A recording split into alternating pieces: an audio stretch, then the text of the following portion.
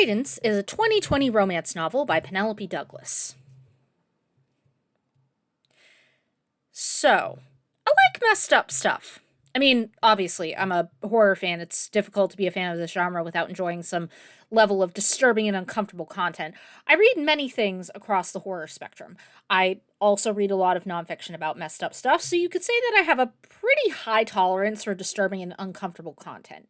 To date, the most disturbing thing I've ever read was Chandler Morrison's Dead Inside, and I finished that book despite how deeply a very specific scene bothered me. I finished Credence too, and it disturbed me in an entirely different way. Incidentally, I'm going to review this one much the way I did Dead Inside. This won't be a super structured recap and review because at some point the exact order of events just ceases to matter. So, let's get into it. Tiernan DeHaas is the 17-year-old daughter of a pair of famous actors who poisoned themselves to death after learning of Tiernan's father's terminal cancer diagnosis. The pair is overwhelmingly selfish and obsessed with one another, and they emotionally neglected Tiernan for the majority of her life. They're rich, so her physical needs were always taken care of, but her parents offloaded the burden of child-rearing onto nannies and assistants. One of these people, her mother's personal assistant, Mirai Patel, shows a great deal of affection and care for Tiernan in the wake of her parents' death. For about 98% of this book, Mirai is the voice of reason, a normal-ass human being who actually views this situation the way the vast majority of people would see it. And then it's ruined, but we'll get there. So as you might expect, Tiernan has some major issues as a result of her parents' neglect of her.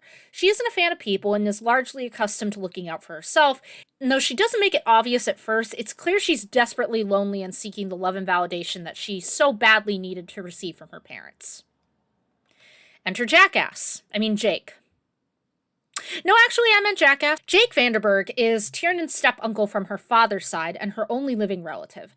He has a big bitch issue with Tiernan's parents because I forget the details, and honestly, I don't care that much because it's all big, tragic backstory justification for bad behavior bullshit. But basically, they pulled some fuck shit, and the love of his life ended up dead, leaving him. I don't remember, and I don't care. It's not important. In any case, Jake has issues with Tiernan's parentage. As he is Tiernan's only living relative and she is a minor, remember that she is a fucking minor, he has the right to take custody of Tiernan. He does give her the option of staying in California if she wants to, but also offers to let her come out to his ranch in rural Colorado and live with him and his sons if she wants to get away from all the media scrutiny. Tiernan agrees. Now, something that immediately got on my nerves was what a prick Jake was about Tiernan's parents and her life in California. Remember, her parents have just died, and yet Jake keeps making all of these shitty comments about Tiernan being a privileged, soft little girl who doesn't know anything about tough country life, and also about how much her parents sucked. He invited her to Colorado and proceeded to be a sack of shit about the entire reason Tiernan came to stay with him in the first place. Jake also has two sons, Noah, who is 20, and Caleb, who is 24, I think? I don't recall. Early to mid-20s, I think. Noah is probably the closest thing to normal in this family, which is not saying much. The bar is in hell. And Caleb is mute. He's also a deranged psychopath, but don't worry, I'm getting to that part. The first thing you need to know about the Vanderberg men is that they are sluts. I am not joking or exaggerating. They have, by their own admission, banged damn near every woman in the small town their ranch is near.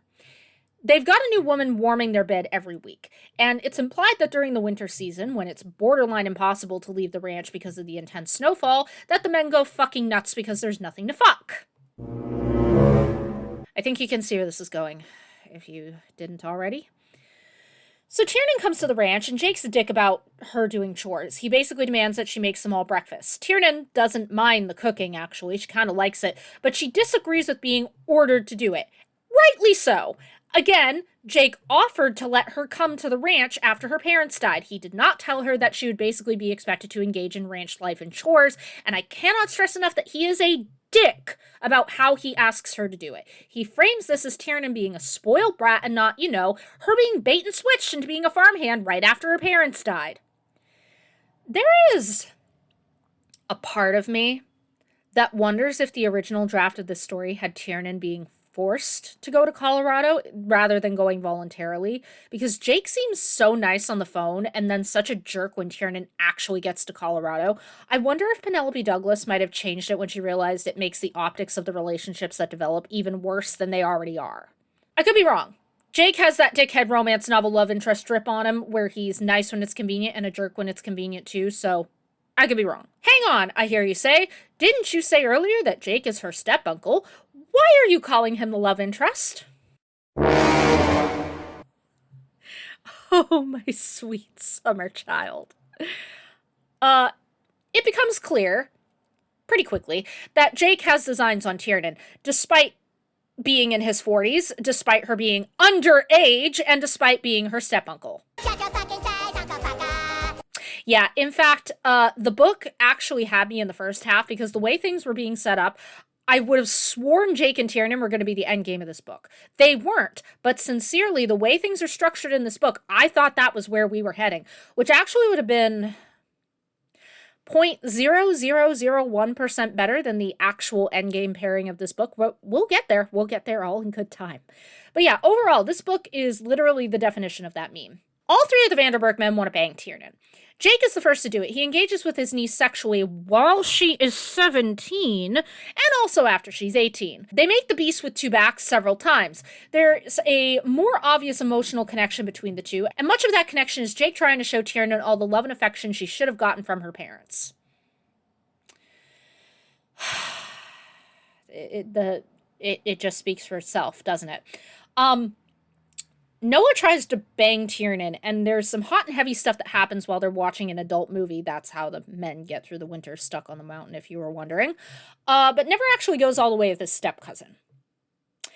And then we have Caleb. Caleb. What do I say about Caleb? Well, he's mute as the result of a traumatic incident from when he was a child. He likes to go off in the woods a lot. And also about 2 minutes after meeting Tiernan, his underage step-cousin for the first time, he attempts to force himself on her. Yeah. If I recall correctly, Tiernan wakes up in the middle of the night. I think she hears something, and she finds Caleb in his room, the bathroom. I think it was the bathroom. I don't really remember, and it's not that important. What matters is that she finds him, and Caleb is back from being in the woods, and I am not joking, I am not exaggerating, attempts to force himself on her.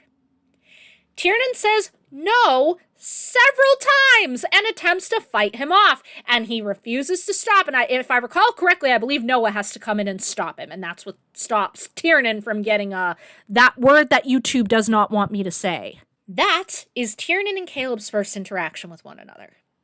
Aside from that, the development of Tiernan and Caleb's relationship is primarily confined to the last third of the book, where Tiernan learns about Caleb's tragic backstory, and also that he totally isn't as much of a psychopath as she originally thought, except that he is.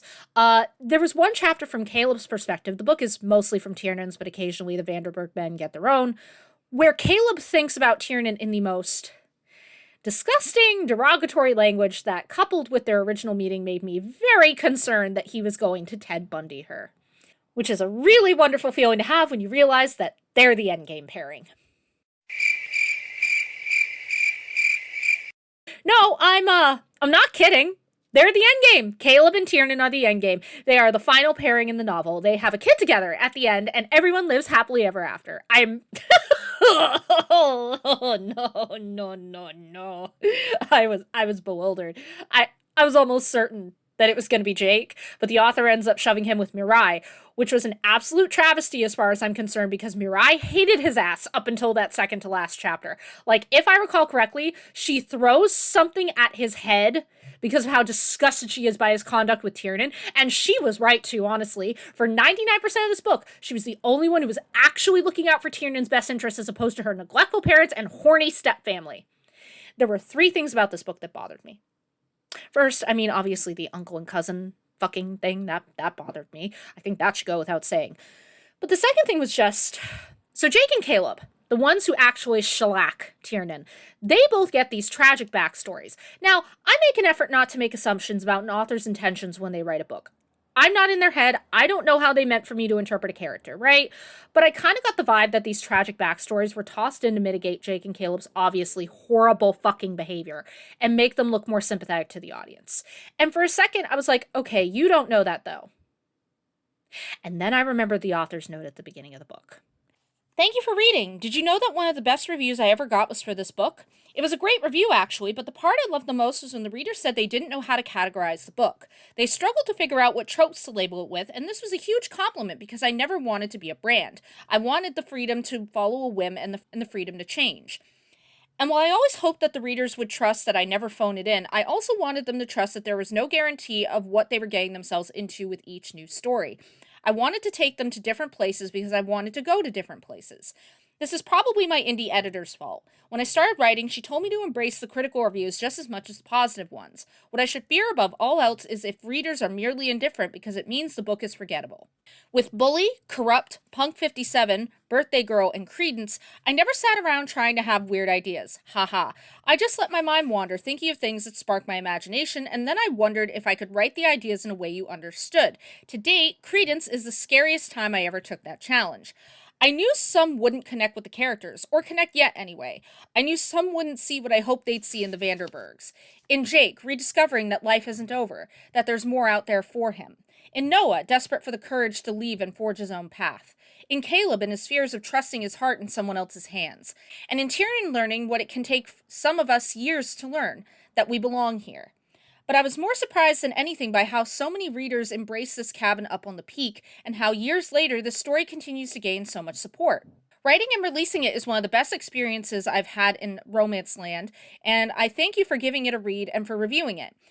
As with everything else I write, it starts off with someplace I want to go at that time and says things I want to say, and it's always validating to see who's there with you and ready for whatever's next. I love this world, and I hope all the character stories present themselves one day because I could go back to the peak again, anytime. The other thing I want to point out too is that, like many book talk popular books, this book does also have a content warning at the beginning of it. Dear reader, this book deals with emotionally difficult topics, including misogynistic behavior and power imbalance, group sex, sexual violence, dubious content, sexual harassment, domestic abuse, child neglect, suicide, and bondage. Anyone who believes such content may upset them is encouraged to consider their well-being when choosing whether to continue reading. I guess what I want to say about this is, in relation to, let me make something clear about kind of a value that I hold when it comes to evaluating fiction.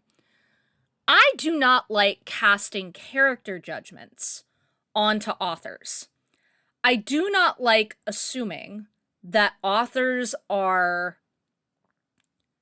trying to convince me of the virtue in morally poor or corrupt behavior just because they've written a story with badly behaved characters in it. For example, again, referencing Dead Inside, I made a comment about Chandler Morrison's lack of self-awareness regarding something that he did outside of writing the book Dead Inside.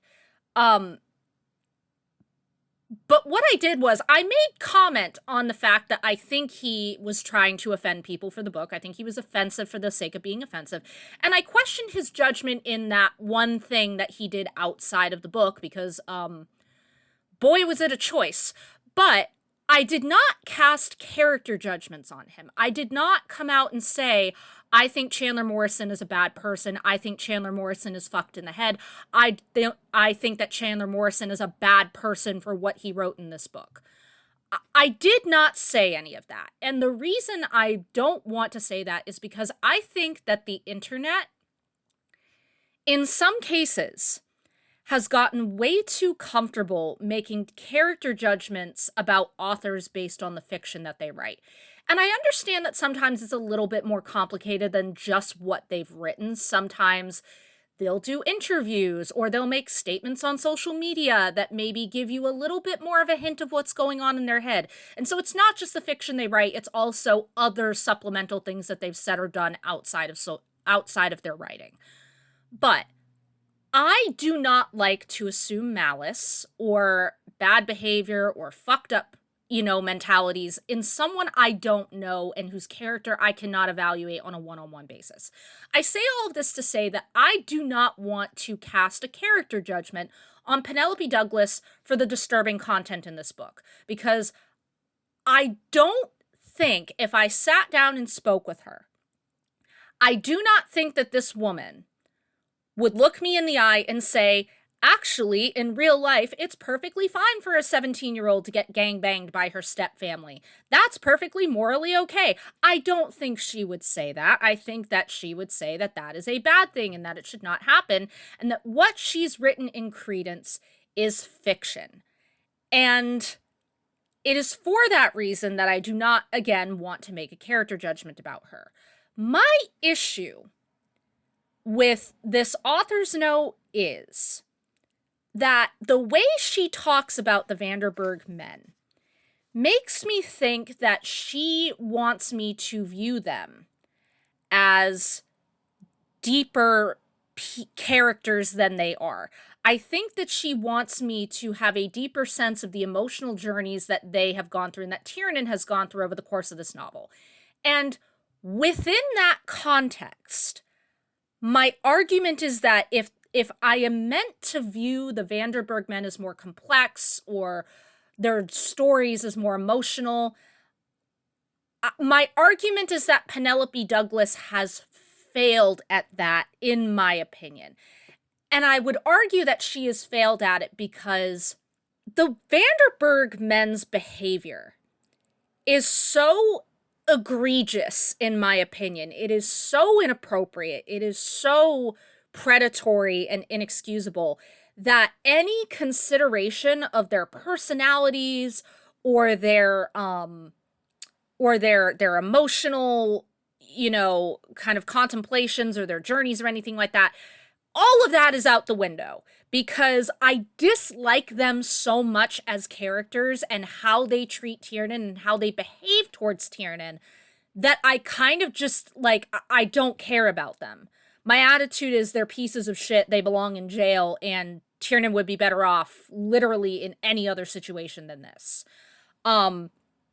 I can't find any pleasure or satisfaction in the knowledge that she's still with them at the end of this book. So even her emotional journey, I can't take any satisfaction in, because at the end of the day, she's ending up with people that I view to be so egregiously predatory and abusive that it's sad that she's with them at the end of the day. I find it incredibly sad that she ends up with Caleb and has a child with him and is now, again, hitched her horse to them at the end of the day because he literally tried to force himself on her in their first interaction.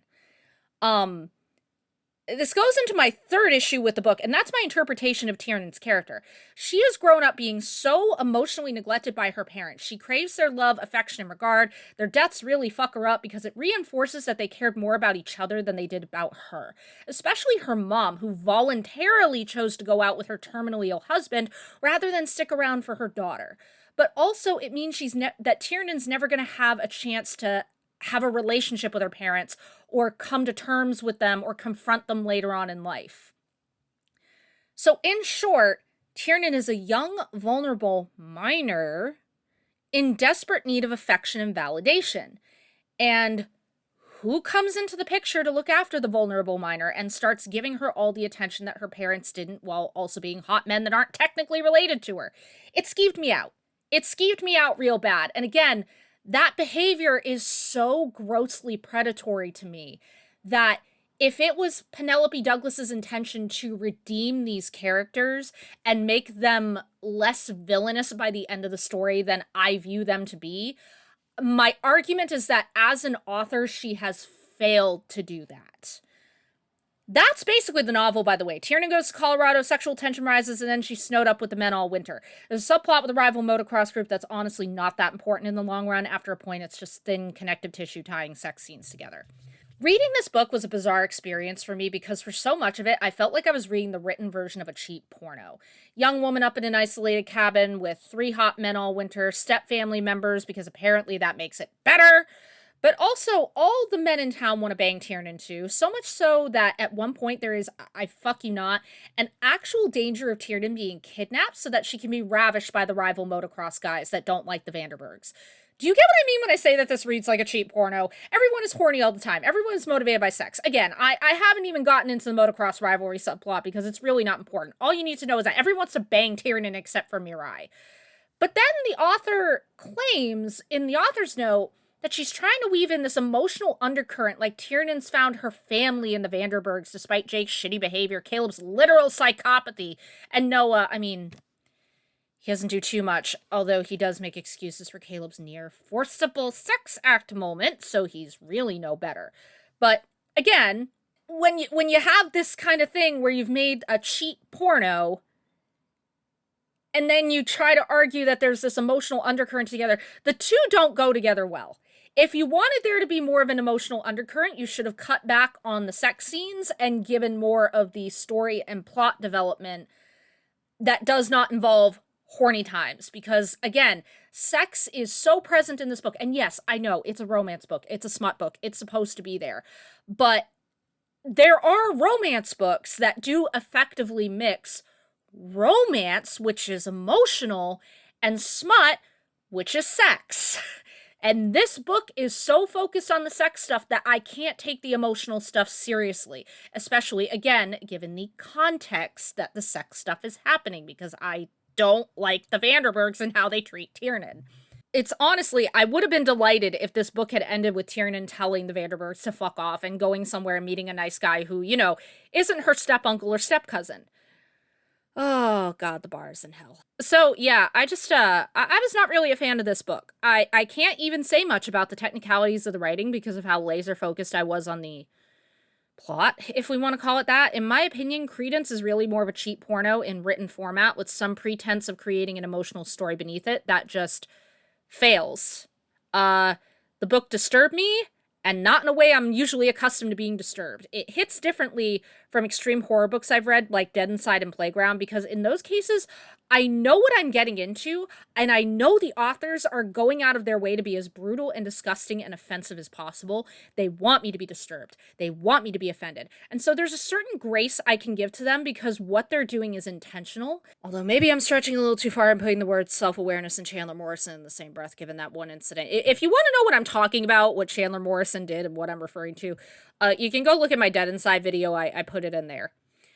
Credence makes me uneasy because, again, I'm not going to cast a moral or character judgment onto Penelope Douglas. I don't know her.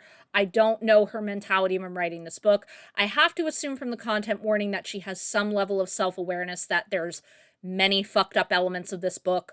But I don't know that she intended for this book to read as a cheap porno. And I don't know that she intended... Well, clearly she intended for there to be an emotional undercurrent to it that just did not get pulled off well. Or I would even argue that, if she intended for there to be this emotional undercurrent, I don't know that she understands that she's written characters that are so fucked up and disturbing that I have no emotional connection to them. I want them... The only emotion I feel for them is anger. I want them in jail. I can't unsee the football field of red flags that I see from how these men interact with Tiernan, an emotionally neglected teenager so desperate for love and affection that she will literally accept sexual attention from her step-uncle and step-cousins. God damn it, I'm sad about the ending again. I'm gonna go watch the South Park movie. At least they were just joking about fucking uncles.